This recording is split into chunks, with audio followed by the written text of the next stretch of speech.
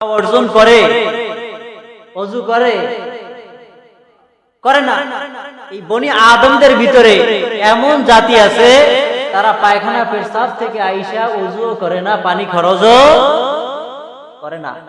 তাহলে বলেন এই মানুষটা সব চাইতে শ্রেষ্ঠ জাতি হতে কি পারে? বলেন পারে না। শাররুল বারিয়া যে ওই মানুষটা চতুষ্পার জানোয়ার, সেটা না, কুকুর শুয়ার এর চাইতেও নিকৃষ্ট। কুকুর শুয়ার এর চেয়েও নিকৃষ্ট। কেমনে? যেই মানুষটা ওয়ালাকাদ কাররামনা বনি আদম, আল্লাহ পাক রব্বুল আলামিন শ্রেষ্ঠ জাতি হিসেবে পাঠিয়েছেন দুনিয়ার ভিতরে, কিন্তু এই শ্রেষ্ঠ জাতিটা যখন মসজিদে আযান হয়, আযানের পরে ওই ব্যক্তি নামাজে হাজির হয় না। ওই ব্যক্তি নামাজে কি হয় না? হাজির হয় না। শুকর আল্লাহর কাছে রাত্রিবেলা যখন ঘুমাইতে যায়, সন্ধ্যা হয়, এই শুকর বলে, আল্লাহ তুমি তো আমাকে সব চাইতে নিকৃষ্ট জাতি বানাইলা, আর সব চাইতে শ্রেষ্ঠ জাতি ওয়ালাকাদ কাররামনা বনি আদম বানাইলা। সব চাইতে শ্রেষ্ঠ জাতি কে বলেন? বনি আদম। আর সব চাইতে নিকৃষ্ট জাতি হইলাম আমি শুকর। আল্লাহ আমাকে যেহেতু নিকৃষ্ট জাতি বানাইলা শুকর, তাহলে আমি যখন ঘুমাইলাম, ঘুম থেকে জাগ্রত হয়ে সকালবেলা যেন আমি বেনামাজির মুখ সর্বপ্রথম যেন না দেখি। তাহলে এই আদম জাতির ভিতরে যদি নামাজ না পড়ে, ওই ব্যক্তি শুয়োরের চাইতেও নিকৃষ্ট। ওই ব্যক্তি যদি নামাজ না পড়ে তাহলে কি শুয়োরের চেয়েও নিকৃষ্ট। আল্লাহ তুমি আমাকে নিকৃষ্ট জাতি বানাইলা, কিন্তু সব চাইতে আমি শুকরের চাইতেও নিকৃষ্ট হইল ওই ব্যক্তি যে ব্যক্তি নামাজ আদায় করে না। ওই বেনামাজি মুখটা যদি আমি সকালবেলা ঘুম থেকে উঠে দেখি, তাহলে আমি শুকরের চাইতেও ওই ব্যক্তি নিকৃষ্ট। এদের ব্যাপারে বললেন শাররুল বারিয়া, ওই ব্যক্তি কুকুর শুয়ার এর চেয়েও নিকৃষ্ট জাতি। আল্লাহ পাক রব্বুল আলামিন বললেন ওয়ালাকাদ কাররামনা বনি আদম, বনি আদম সবচাইতে শ্রেষ্ঠ জাতি। এখন যেই জাতির ভিতরে নামাজ নাই, এই জাতি সবচাইতে শ্রেষ্ঠ জাতি হতে পারে? বলেন। যে ব্যক্তির রোজা নাই, এই ব্যক্তি শ্রেষ্ঠ জাতি হতে পারে? বলেন। যে ব্যক্তি পায়খানা পেশাব করে ঢিলে করে টয়লেট পেপার ব্যবহার করে না, এই ব্যক্তি শ্রেষ্ঠ জাতি হতে পারে? যে ব্যক্তি পায়খানা পেশাব করে, ওযু করে না, সে ব্যক্তি কি শ্রেষ্ঠ জাতি হতে পারে? পারে না। এরা কুকুর শুয়ারের চাইতেও নিকৃষ্ট, চতুষ্পদ জানোয়ারের চাইতে নিকৃষ্ট। তাহলে এই কুকুর শুয়ার জানোয়ারের সাথে যে চল মিলগুলো আছে, এগুলো যদি বাদ দেওয়া যায়, তাহলে বাদ দিয়ে আস্তে আস্তে যদি ওই ব্যক্তি নামাজি হয়, যে ব্যক্তি আগে টয়লেট পেপার টিস্যু ব্যবহার করতো না, সে ব্যক্তি যদি এখন পায়খানা পেশাব করে বিলাকুলুপ টয়লেট পেপার যদি ব্যবহার করে, তাহলে ওই ব্যক্তি শ্রেষ্ঠ জাতি হতে পারে কি পারে না? বলুন পারে। যেই ব্যক্তি এই সব কিছু বাদ দিয়ে ফিরে আসতে পারে। একটা গরু চতুষ্পদ বস্তু, এই গরুটাকে আপনি সারাদিন বুঝাইলেন, কি বুঝাইলেন? সারাদিন বুঝাইলেন, এ গরু তোরে আমি সারাদিন কষ্ট করে মাথার ঘাম পায়ে ফালাইয়া ঘাস কাইটা জমিন থেকে আইনা তোকে আমি খাওয়াইলাম। গরু তোরে দীর্ঘদিন পর্যন্ত আমি খাওয়াইয়া লালিত পালিত করলাম, আগামী কালকে তোরে আমি একটু সারি দেব। খবরদার, আমার আশেপাশে যতগুলো ক্ষেত আছে, এই ক্ষেতে যাইয়া একটা ফসলও ভুলেও নষ্ট করবি না, আমি কিন্তু তোর জন্য খুব কষ্ট করছি। গরু কি কথা শুনবে? কে এত কষ্ট করে মাথার ঘাম পায়ে ফালাইয়া আপনি খাওয়াইলেন, সারা দিন ভর বুঝাইলেন, গরুরে বুঝাইতে বুঝাইতে গাগা তোর বসাইয়ে বসাইয়ে বুঝাইলেন, কিন্তু তারপরে গরু বুঝলাই নাই, গরু বুঝলই না। তাই এই গরুর ভিতরে যে আদর্শগুলো নাই, সেই আদর্শবান গরুর ভিতরে যে আদর্শগুলো পাওয়া যায় সারাদিন ভর খাওয়াইয়া এরপরে বুঝ দিয়া যখন পাঠাই দিলেন, তারপর আপনার ফসলগুলো নষ্ট করিয়া ফেলাইল, এই বুঝ তার অন্তরের ভিতরে পয়দা হয় নাই। কারণ কি? তার বুঝের অভাব। কিসের অভাব? সেই বুঝ আল্লাহ তাআলা তার অন্তরের ভিতরে দেয় নাই। এই জন্য কি হয়ে গেছে? চতুষ্পদ জানোয়ার হয়ে গেছে। এখন এই মানব জাতির ভিতরে ওয়ালাকাদ কাররামনা বানি আদম জাতির ভিতরে এমন জাতি আছে, এই সারা দিনভর মাহফিলে গেলেন, দৈনিক প্রোগ্রাম শুনলেন, দৈনিক মোবাইলে ওয়াজ শুনলেন, শুক্রবার দিন জুমার নামাজ আদায় করলেন, এই শুক্রবার দিন হুজুরে আধা ঘন্টা 1 ঘন্টা কানের ভিতরে এ টু জেড পাই টু পাই ঢুকাইয়া দিয়া দিয়া এরপরে আপনাকে ওয়াদা করাইলো 5 ওয়াক্ত নামাজ পড়বেন। কি আছে না নাই? শেষ পর্যায়ে জুমার নামাজের পরে হাত লাগাইলাম, হুজুর 5 ওয়াক্ত নামাজ পড়ব। আল্লাহর ঘরে বসে ওয়াদা করলাম 5 ওয়াক্ত নামাজ পড়ব। তাহলে এই মানুষটা যদি পরের ওক্তে যদি না দেখা যায়, তাহলে বলেন এই যে গরুটারে সারাদিন বুঝাইলেন, বুঝানোর পরেও এই গরুটা আপনার ফসলগুলো যেভাবে নষ্ট করিয়া ফেলাইলো, তার ভিতরে সেই বুঝটা হয় নাই।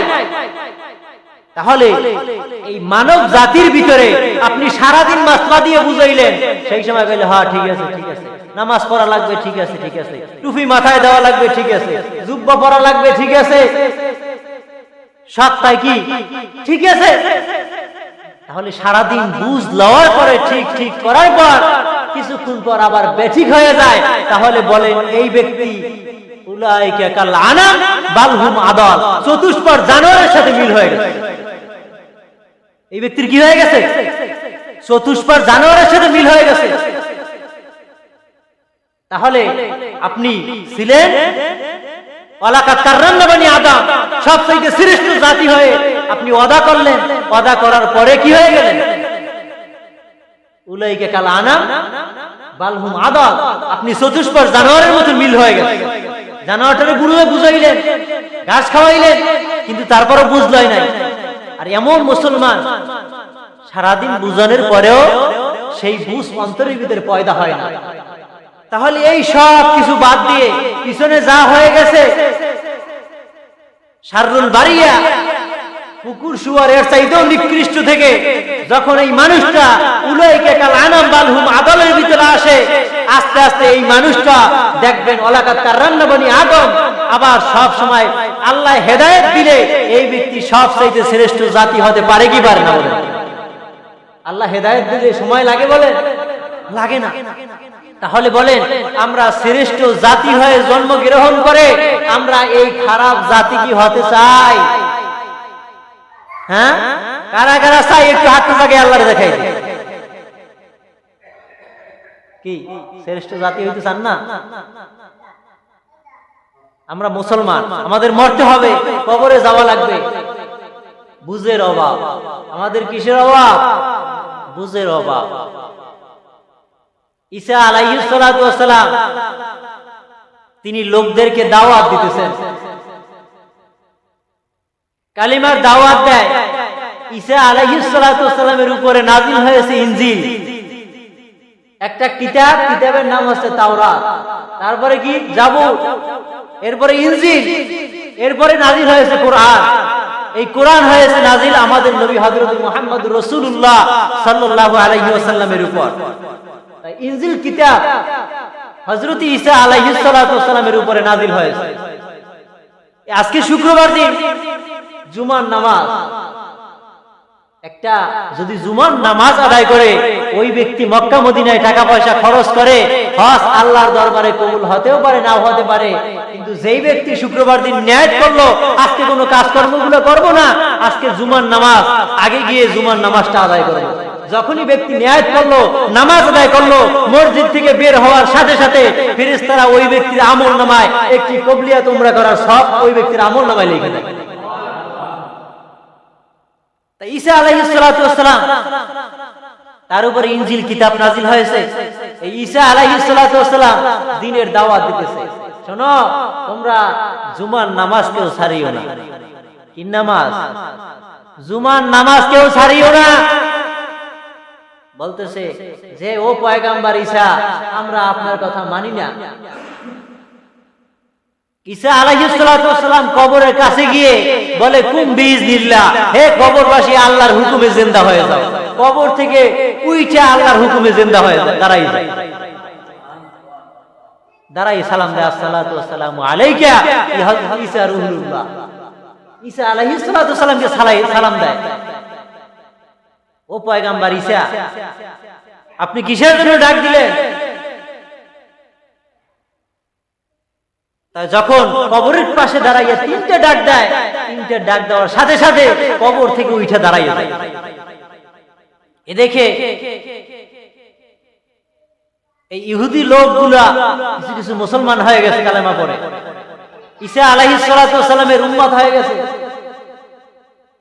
তাই ঈসা আলাইহিস সালাতু ওয়াস সালাম বললেন যে শোনো, তোমরা কেউ জুমার নামাজ ছাড়িও না। এই ইহুদিদের ভিতরে এমন কিছু লোক, এরা বলতে যে শোনো, ঈসা আলাইহিস সালাতু ওয়াস সালামের কথা মানা যাবে না, আমরা শুক্রবার দিন বেশি বেশি করে কাজকর্মগুলো করব। বেশি কাজকর্মগুলো যদি করা যায়, শুক্রবার দিন এই কাজের ভিতরে অনেক ফায়দা পাওয়া যায়, বরকত পাওয়া যায়। অন্য দিন মাছ ধরে মাছ পাই না, আর শুক্রবার দিন যদি মাছ ধরতে যাই এক সপ্তাহের মাছ পেয়ে যায়। তাই শুক্রবার দিন নামাজ বাদ দিয়ে আগে মাছ ধরতে যাইতে হবে। ঈসা আলাইহিস সালাতু ওয়াস সালাম বলছে কি, তোমরা কেউ নামাজ ছাড়িও না। তাই শুক্রবার দিন জেলেরা মাছ ধরতে গেছে, এত মাছ পাইছে, অন্যদিন এমন মাছ আর পায় নাই। তাই একজন পয়গাম্বার, এই পয়গাম্বারের কথা শোনা দরকার আছে না নাই? তখন এক এক যুগের জন্য এক একজন পয়গাম্বার হলো ওই যুগের নেতা। প্রত্যেকটা মসজিদের ভিতরে এক একজন ইমাম আছে কিনা? ইমাম হচ্ছে ওই মহল্লার জন্য কি নেতা, ওই মহল্লার জন্য নেতা। এই জন্য ইমাম যা বলে, তিনি কোরআন হাদিসের ভিতর থেকে কথা বলে, সেগুলো মান্য করা দরকার আছে না নাই? আছে। যদি না মানা হয় তাহলে কি হয়? আল্লাহর পক্ষ থেকে গজব আসতে পারে কি পারে না? ঈসা আলাইহিস সালাতু ওয়াস সালাম বললেন শোনো, তোমরা কেউ জুমার নামাজ ছাড়বা না।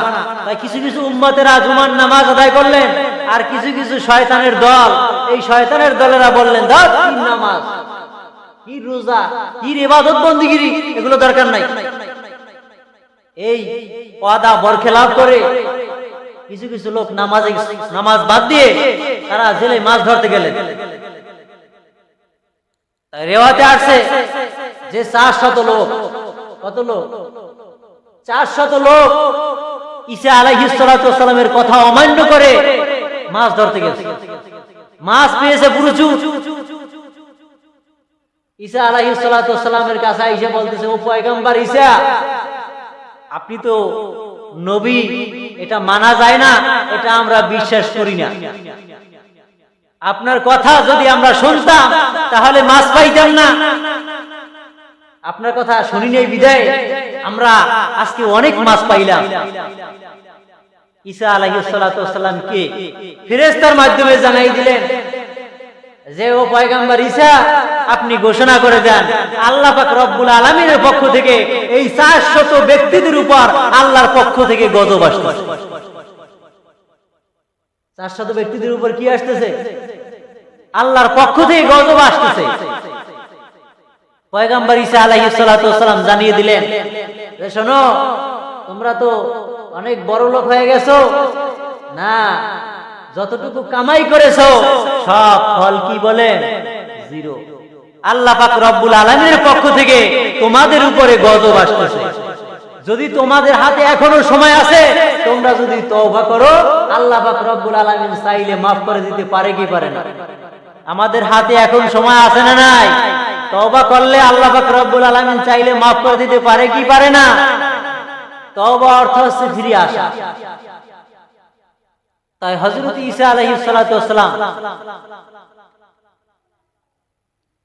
আল্লাহর পক্ষ থেকে গজব আসতেছে জানিয়ে দিলেন। তাই ঈসা আলাইহিস সালাতু ওয়াস সালাম যখন এই সংবাদ জানিয়ে দিলেন, পয়গম্বর ঈসা আলাইহিস সালাতু ওয়াস সালামের কথাগুলো মান্য করে নাই, অমান্য করছে। তা আল্লাহ পাক রব্বুল আলামিনের পক্ষ থেকে গজব পরের দিন শুরু হয়ে গেছে। এই 400 মানুষ শুকরের রূপ ধারণ করেছে। কিসের রূপ? শূকরের রূপ ধারণ করছে, শূকর হয়ে গেছে। তাই এই 400 লোক যখন শূকরের আকৃতি ধারণ করছে, মানুষগুলো শূকর হয়ে গেছে।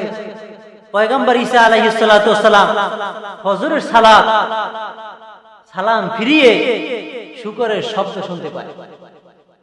গ্রামে মহল্লায় দেখতেছে যে এই মানুষের, যেই মানুষগুলা গতকালকে মাছ ধরছে, এই মানুষগুলো আর মানুষ নয়, এই মানুষগুলা শূকরের আকৃতি ধারণ হয়ে গেছে।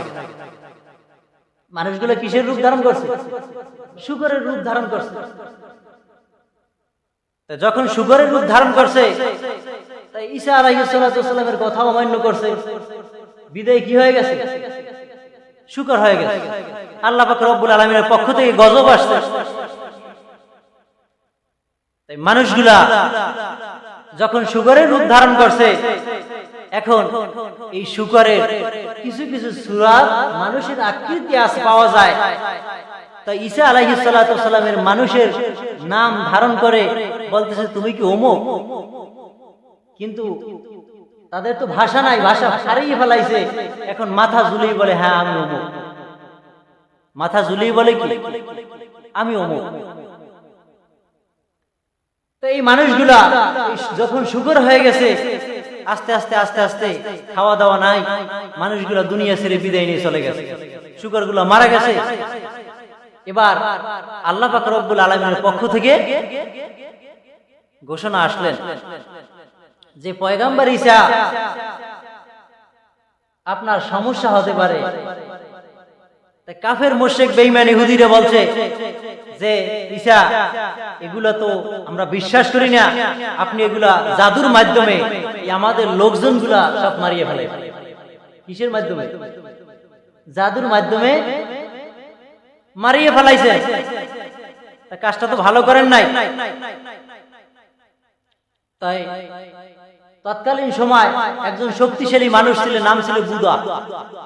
এই বুদাকে বেশি করে খাবার দাবার খাওয়াইয়া যে ঈসা আলাইহিস সালাতু ওয়াস সালামকে আক্রমণ করা দরকার, সে একটা শক্তিশালী মানুষ, তাকে যেহেতু আক্রমণ করা দরকার, তাহলে খাওয়াইয়া দাওয়াইয়া শক্তিশালী বানানো দরকার আছে না?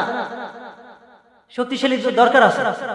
তো এই বুদাকে খাওয়াইয়া দাওয়াইয়া শক্তিশালী করলেন যে পয়গম্বর ঈসা আলাইহিস সালাতু ওয়াস সালাম তাকে আর রাখা যাবে না, তাকে দুনিয়া ছেড়ে বিদায় করে দিতে হবে। দুনিয়া ছেড়ে যেহেতু বিদায় করতে হবে, তাহলে কিভাবে তাকে আক্রমণ করা যায়? বুদাকে খাওয়াইয়া দাওয়াইয়া রাত্রিবেলা আক্রমণ করলেন, চতুর্গুল বাড়ি ঘেরাও দেওয়া, যে ঈসা আলাইহিস সালাতু ওয়াস সালামকে আজকে ধরিয়া ফেলাইবে। তা আল্লাহ পাক রব্বুল আলামিন ফেরেশতা পাঠিয়ে দিলেন, ঈসা আলাইহিস সালাতু ওয়াস সালামকে চতুর্থ আসমানে উঠিয়ে নিয়ে গেছে। কোথায় নিয়ে গেছে? চতুর্থ আসমানে উঠিয়ে নিয়ে গেছে। ঈসা আলাইহিস সালাতু ওয়াস সালামকে যখন চতুর্থ আসমানে উঠাই